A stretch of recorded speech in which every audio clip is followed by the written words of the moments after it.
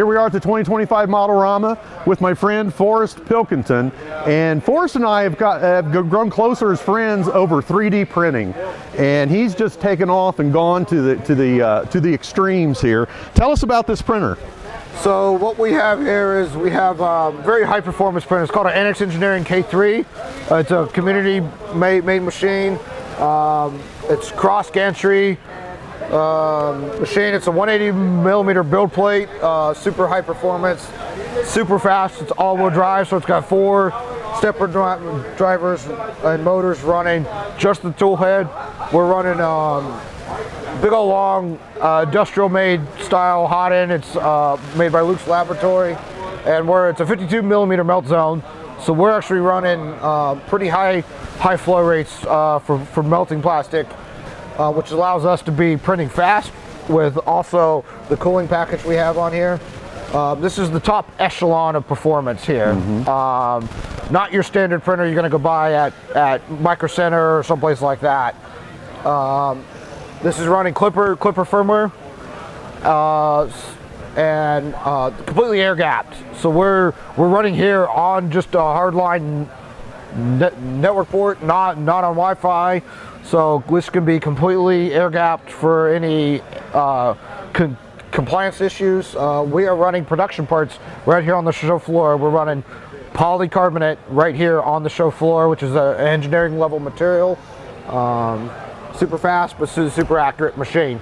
So we're printing rims right now, right? We are printing our rims right now. We have an order of 150 wheels that need to be done. So and these are wheels for what? So we cater more towards the F3A pattern worlds. So we are pretty much the premier, or really the only people making wheels for the pattern world. And let's slide down here and show us some of that stuff. Yeah, so we got a couple wheels here. So this is the hubs right here. So nice and thin. We're specialized sizes specifically for the airplanes and the wheel pants that we use. So your typical foam wheels from most of the manufacturers are really wide, and they also disintegrate in 20 flights on asphalt. Our rims we've come up with and wheels are, they last. The rims don't break apart like your typical nylon will break. Also, our foam, rubber, whatever you want to call it, style is soft but maintains shape over time and not going to disintegrate like your typical foam wheel that gets smaller and smaller and smaller and smaller, as you use it. The other thing is for us, weight is everything. Weight is everything, which is why we can't use a hard rubber rim or a aluminum, big aluminum heavy hub. We need weight. Weight is everything. We have weight limits. So the lightest we can get, but also strong enough, is the key. So that's why we came up with our own wheel. We saw a need that was needed, and now we have 4 different sizes. We have wheels all over the world and flown at the World Championships. And these wheels these tires are actually 3D printed. Yeah. And you can see that it's flexible. And it's solid on the outside, but it's got a lattice work inside, right? Correct. To get the right hardness? Yeah, so there's multiple walls, top and bottom layers, and that's for longevity and strength so that it doesn't wear down. But there's lattice structure inside of this rim so it doesn't collapse on itself. Right. And you still have some give on the sides for side loads, but it's not going to completely fall over and either break the rim or damage your wheel pants and things like that. So one of the important contributions that the 3D printing has made to niche hobbies like ours is the niches within the niches. Correct.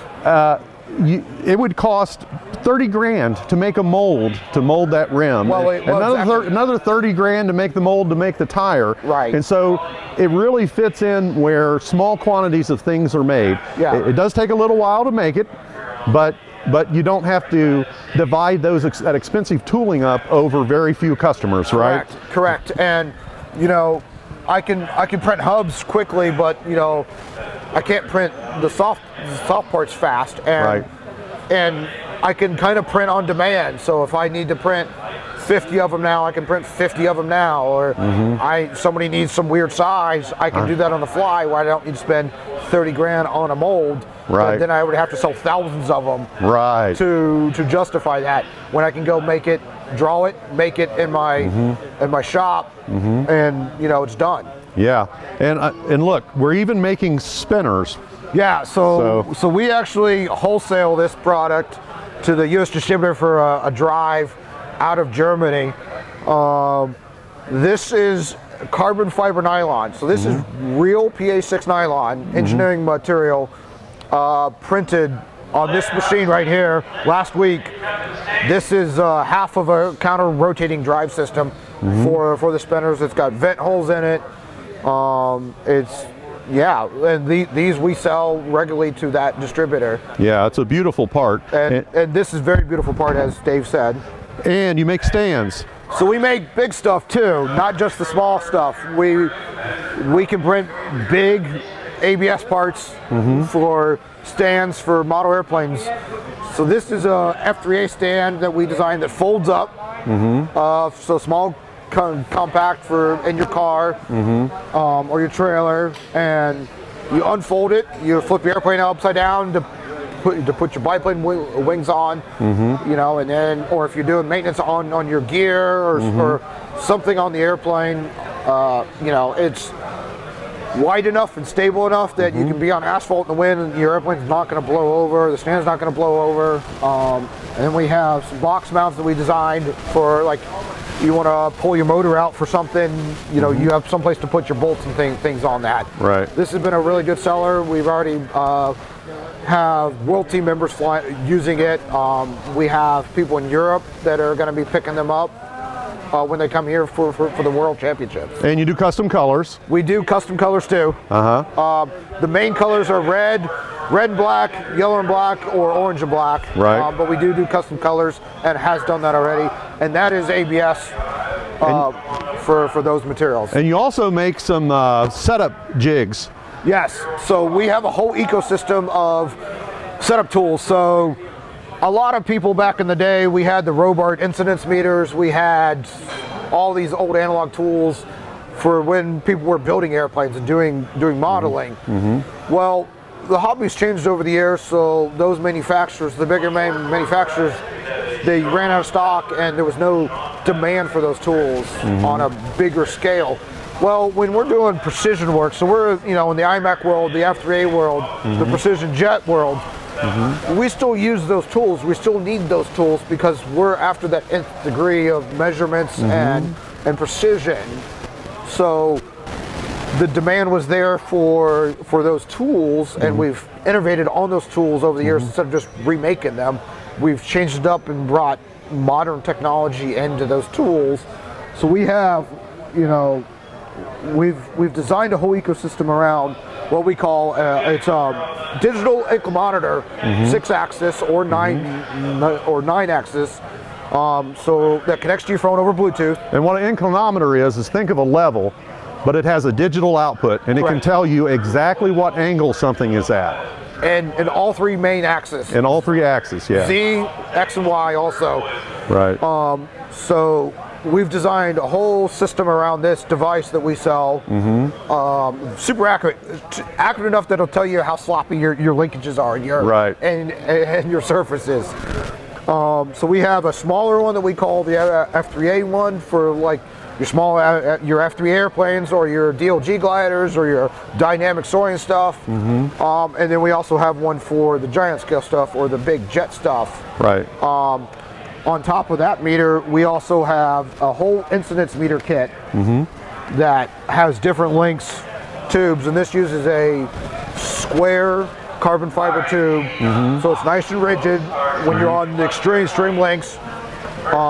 Same style mount for the meter, and then this is really cool.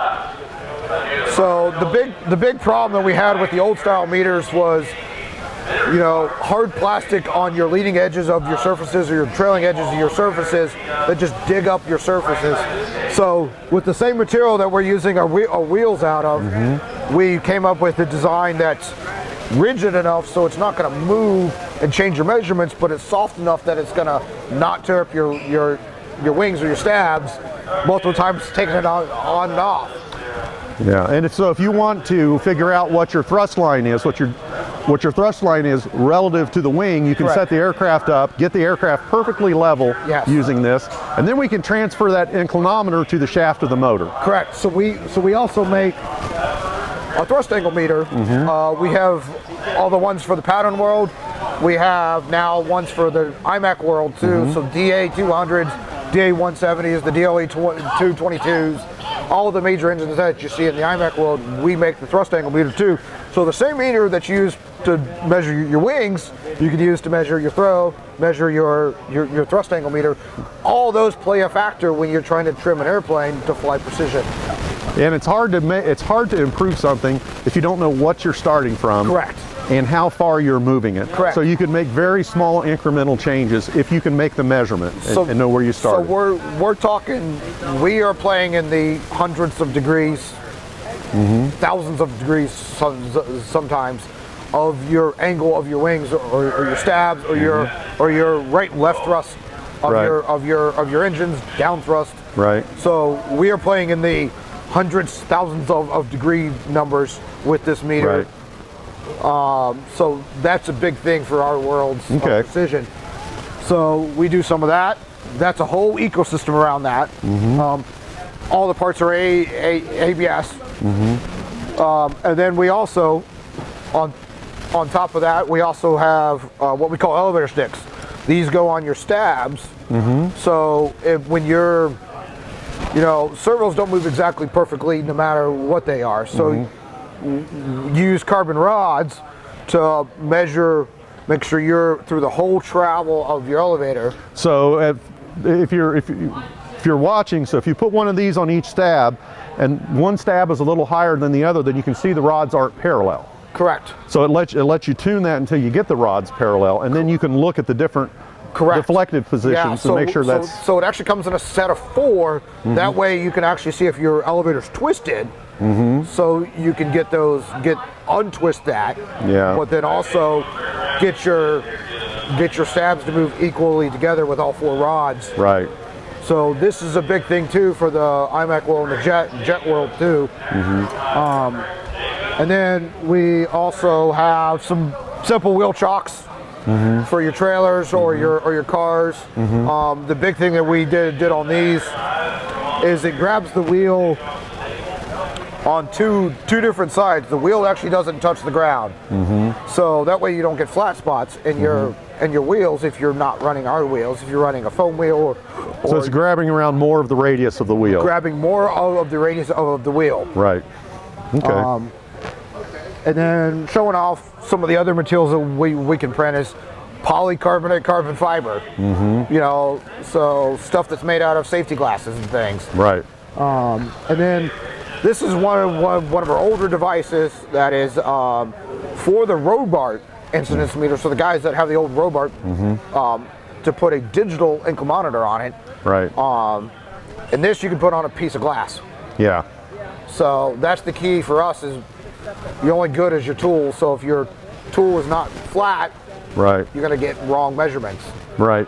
So 3D printing can make some high-tech parts and tools and devices, and it can really become a part of the hobby and part of new products. yes, And it's not all just, sometimes 3D printing has a reputation for being cheap, but there are high-end engineering materials. There are really high-quality printers that a lot of these makers are using, and so you can make really high-quality things for 3D printing. And that's the reason why we're here, is showing off that printing is not just printing toys and trinkets for your kids. Right. We can print real functional engineering parts that live in the environment, live in your car. None of this is going to melt in the sun. None of this It's all is gonna ABS. melt. None of this is going to melt in the sun. This is ABS or your polycarbonates or your other nylon-based stuff. All this is going to survive in the environment. And other lines of work we have stuff living in cars and engine bays and has fuel running through it. Right. Or holding stuff in very, very expensive other devices. So what's available on a consumer, high-end consumer level, we can print those same types of materials. Yeah, well, that's awesome. I appreciate you coming to the show, and we hope to see you again next year, Forrest. Hope to see you soon. You got a website? We do have a website, bgump3dprints.com. Also look us up on Facebook. We do wholesale. We will do one-off And that's parts. BGUMP. BGUMP3dprints.com. There you go. Thanks a lot. Thank you.